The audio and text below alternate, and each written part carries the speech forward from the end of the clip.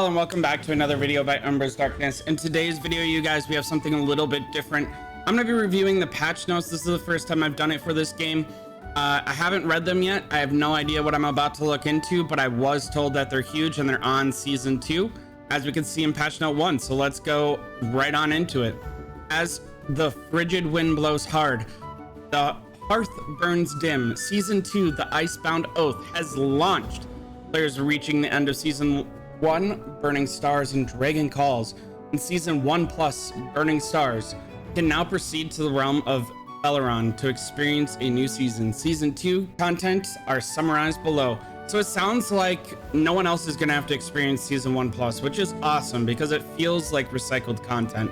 So I'm actually super duper hyped about the fact that they're doing this for us, because again, it was, I mean, same behemoths, basically the same outlay. There was nothing really enjoyable about it. 1. Scenery and settings. Belleron lies west of the Eternal Sea. For thousands of years, the dwarven kingdom of Hadwaldir, and Hintwaldir has ruled over the land. Marvel at the magnificent sandstone cliffs. Visit the burning Mikala Market, the jewel of the desert, and gaze upon glorious Castle Frostlight Forge, located atop Belleron's breathtaking mountains. 2. Enemies in Season 2. Players will defend against the new Belleron faction, fighting the Dwarven Infantry and Dwarven Cavalry from the Kingdom of Kaldwar. Okay, so maybe those are like different Darklings. It says that they're defend against the new Belleron faction. So I don't think that it's going to be a new faction for us. I think it's just going to be like the new Darklings. New Behemoths. In Season 2, players can challenge 2 new Behemoths. That is awesome, because these Behemoths, same mechanics, nothing new to learn. When we do Behemoths on our server, we literally just say, okay, same thing as last season. The Frost Giant and the Frost Dragon. For Behemoths that appeared in previous seasons, exclusive Behemoth Asphyxiates have been added in Season 2, providing a novel battle experience. So hopefully that means that like there's gonna be a 1 on our banners, right? Because like if I look at our banners, it is definitely like kind of boring that it doesn't say anything specifically about the season. Like even a season 1 versus season 1+ would have been cool. Season story. A great and sudden calamity, Frostfall, has ruptured the friendship between the dwarves and Tamaris. Answer your compatriots' call for aid and head to Belleron in search of the truth. An amazing new season adventure story. Okay, cool. That means more goodies for free-to-play players. There was no season story in season 1+, so definitely happy. The goodies are great. The gems are awesome. Things like that, definitely happy. Providing grounds. Ancestor statues forged by the dwarves can be found at regional borders across Belleron. Fight for your alliance in challenges set by the statue's dwarven guardians. After proving yourself to the ancestors, you'll earn challenge points and receive blessings and rewards. So ancestor statues kind of makes me hope that they'll give us, so in Rise of Kingdoms, the shards, the gold shards that we have are called statues. So maybe we'll get some gold shards from doing this.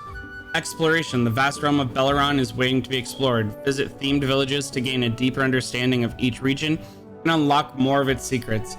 I really hope that doesn't mean we have to re-clear the fog. That was the most tedious thing we had to do, but maybe that's what we're gonna have to do based off of this commentary.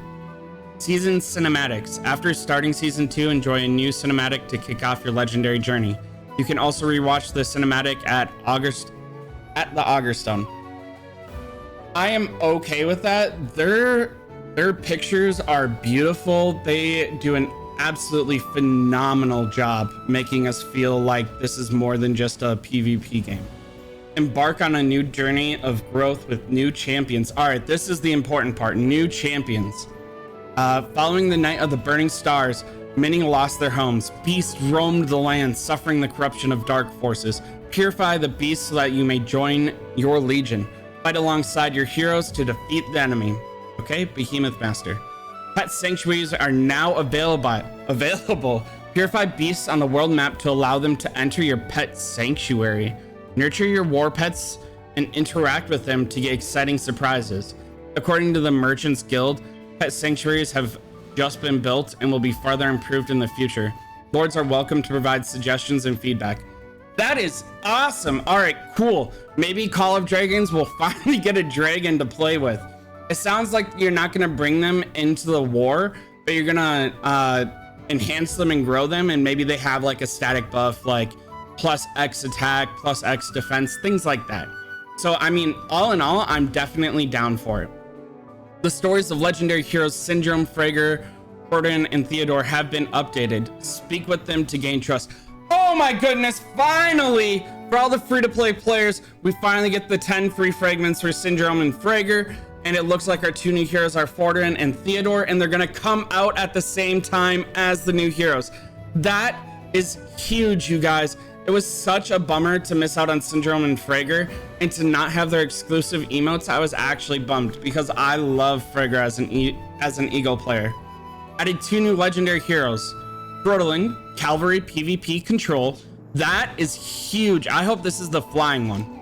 And Theodore, Cavalry Garrison Skill. That's fine. Cavalry and skill, like I can go Cavalry and then skill tree, even if that's the flying one, but hopefully Throttling is, which can be recruited from the Lucky Spin, Wheel of Destiny, or Strongest Lord. Okay, Wheel of Destiny is coming back. That's what we thought. Lucky Spin will be one, and the other one will be Strongest Lord. I don't compete in Strongest Lord. For those that don't know, I lost my job beginning of August, so that's not my thing.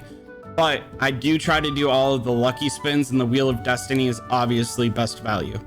Added a new legendary artifact, Oath of Stormpeak, Cavalry PvP tank. All right, so I know that sounds weird that it's tank, but Cavalry and PvP, hopefully it adds some attack and not just pure defense. If it's good enough, maybe it's something that we can use to hunt gatherers in order to be able to fully push it out, if that makes sense, which can be obtained from the Forge of Light or Riches of the Forest events. Added a variety of new types of dark creatures on the world map, fight and purify them into war pets. Okay, so that's the pets that we were talking about.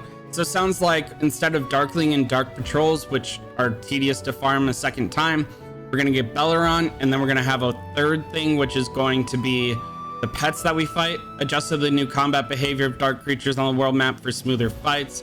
Improve the experience when challenging dark creatures, which now make more logical choices on which targets to attack. Hopefully that happens, because sometimes like I'll hit them first with my infantry and then they'll immediately go for like my archers, even though they should be intercepted by my infantry. It's a little bit frustrating. Increase the attack and skill casting range of some dark creatures. Okay, totally okay. It sounds like dark creatures aren't going to drop artifact experience this time. It sounds like it's going to give us the pets. Maybe it does both. Adjusted the skill effects of the Gold Crest artifact, the immobilization effect of the artifact Shadowlight. Skill can only trigger one time out of every 10 seconds on the same target legion. Okay, I mean, that's fine. I guess it means like if you and another player are both using them once every 10 seconds, because the cooldown's a minute 30. So I'm assuming it was like 2 cavalry players were stunning the same person one after another, causing 6 seconds of immobilization, and those legions were getting defeated for free. That's a really interesting way to PvP. Hadn't thought about it, and now it's going to reduce that. So that kind of makes sense. Adjusted the skills of some heroes. Adjusted the effect of Indus Axiom of Glory skill to increase the range of target legions it can heal by 36%. Okay. I don't use Indus. No one uses Indus, but happy that it's getting improved. I am working on, awakening her. I do buy her fragments every day. And adjusted Emers's Shattering Bow Rage skill to change its skill damage factor from 600, 800, 1000, 13, 15. Oh my gosh. So you get to hit harder right away. 7, 9, 1100, 1300. So like the first 3 skill levels, much harder. But I mean, it's the rage skill, so everyone gets that to 5 anyways. So like this isn't a huge impact to me, and I don't think it'll impact anyone that like knows how to play the game, has watched a video of mine, or other players. So like kind of interesting that they're adjusting the earlier levels, like the first 3, but it doesn't make sense. Improve the battlefield experience of Root of Wars. I'm really excited about that. Roots of Wars is like very interesting to me. You can have the highest MVP points and your team can lose because of it. Blows my mind. Improved the display of scrolling battlefield locations. As new messages appear, the old ones disappear faster. Fixed an issue that prevented using Legion markers in Roots of War. Fixed an issue in which it was impossible to set alliance markers and lifestone details. After summoning a behemoth on the battlefield, tapping its avatar on the top left will shift players' perspective to the behemoth's location. I like that because then we know where they are so we can defend them. After summoning a behemoth on the battlefield, its avatar will be displayed on the map on the top right. Fixed an issue in which rallied army marches speed plus 150 was not displayed on the battlefield buff description. Okay. Improve the display of battlefield buffs. These buffs are now more clear and concise. It doesn't sound like they're fixing some of the issues so much as like improving graphics. So, not what I was hoping for. Fury of the Florist, Legion damage belt bonus. Leaves of Haste Legion, routed march speed plus 300, rallied armor march speed plus 150. Okay, fixed an issue with Venomous Lizard's skill effect. Venomous Lizard's Marvelous Gaze still no longer dispels debuff effects on target Legion. Added a commander deputy switching feature to the Legion deployment screen. Players can tap an icon to quickly swap the heroes in those two positions. That's huge because I build my heroes differently depending on the situation. And sometimes it's very tedious to swap between the two, so that makes me really happy. More enjoyable events. Reduce the escort difficulty of breaking through events in Season 1 plus Burning Stars, and Season 2, the Icebound Oath.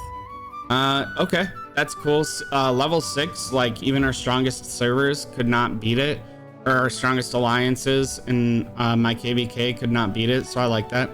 Improve the Celestial Battleground event. The statues of artifacts and heroes will be reset after the player activates challenges in each stage. Okay. I guess like it cools it down, but like if you wait on the screen to go to the next page for a minute and a half, it cooled it down anyways. So I guess it just means that I don't have to wait as long. Welcome to all new players. Log into the game and upgrade your city to level 4 for a chance to get a Berserk Frederick War Pet. So hopefully we just get that for free. I'm currently Town Hall 25. I would assume that we get it for free, but we'll find out. Assumptions, you know what they say about that. Other improvements. Added the supply station to the market where players can buy different types of listed resources as desired. If this is the same one that's there anyways, the VIP shop's the only one you should be buying. So like that doesn't really interest me unless it's like an exchange inside of the alliance. So like let's say I max out on 100 mil capacity and I still want more gold. Well, I can have someone, you know, list 50 mil gold for 35 mil ore and take that. That'd be pretty cool. Adjust the list of order of rank 3 units on the tech interface so that the order is consistent with the rank of other units. After adjustment, the rank 3 units are listed as follows in the military technologies interface: infantry units, cavalry units, marksman units, and magic units. That makes sense. Put it in the same order as research. Improve the alliance disbanding feature. Where a leader applies to disband an alliance, it will not be disbanded immediately. Instead, it will trigger a cooldown based on alliance level of development. If no members apply to become the alliance leader, then the alliance is disbanded when the cooldown expires. Great. Now you don't just have like an angry R5 expelling the entire alliance. That makes me really, really happy. We didn't experience it ourselves, but I had some friends in another server that like they just woke up and their cities were on fire because the R5 made a deal to disband the alliance in order for him to get into the top alliance, and it was like all they just sacrificed all their players. So that makes me really happy. Adjusted the unlock conditions for a city editor feature to improve the experience of players in the early game. The city editor can now be unlocked as city reaches level 9. That's huge to me. If you guys watch my videos, my wife designed my city and I absolutely love it. So the ability to make that easier, like the city editor makes it so much easier to do. That makes me really happy because being able to log on to something personable and something like that makes, like, even during war, just being able to click in there and see something that my wife did for me makes me feel so good. Added a message recalling feature. Players can now recall chat messages by tapping and holding a message within 2 minutes of sending it. This will make politics difficult. I'm not really a huge fan of this. I like the idea of like once it's sent, it's sent.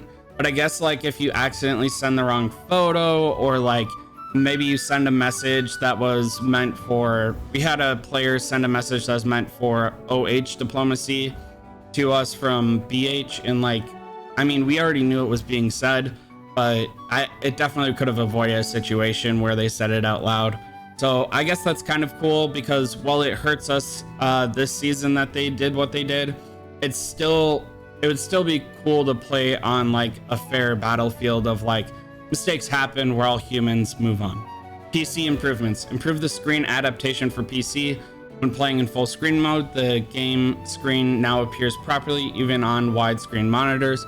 I don't use a widescreen monitor, never experienced it. If you guys have noticed it in one of my videos, let me know, because I personally haven't.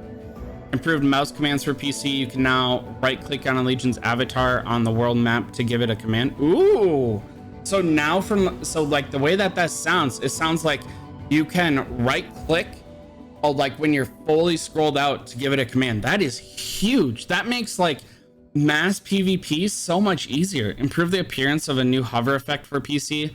When the mouse hovers over your city, map building, or other interactable objects, clearer and more suitable effects will be displayed. I'm kind of curious what that means, but number 2 definitely excites me. All in all, you guys, I'm really excited about the patch notes. I think that this is phenomenal. Otherwise, you guys know how we do it when you do it over here. Leave a comment down below. Let me know what you think of the patch notes. You can find me on Discord. I am the #1 talker. Or worst case scenario, catch me on K102. Until next time, y'all, stay humble, stay happy, stay hungry. Bye, y'all.